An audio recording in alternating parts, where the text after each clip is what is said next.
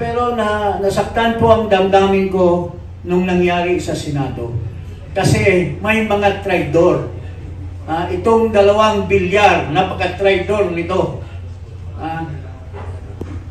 Alam mo, malaking tiwala ko dyan kay Manny Villar at kay Cynthia Villar. Noong una pa lamang, mga kababayan, noong 1998, nung tumakbo si Villar, walang-wala yan. Bankrupt na yung kumpanya niya.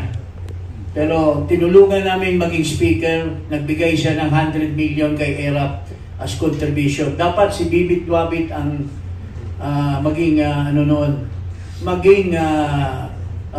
chairman ng Committee on Appropriation.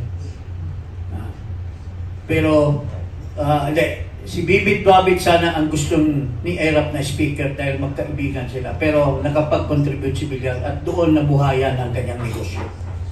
Pero dito, tinulungan ito si Camille Villar ni Sara Duterte. Pero ano ang kapalit?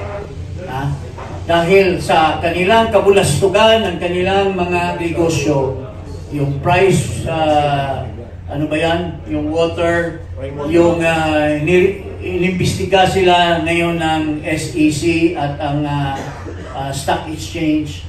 Kaya bumigay, iniwanan ang grupo ng unity nila doon sa Senate, pinamunuhan is Senate President Escudero at tinanggal si Marcoleta.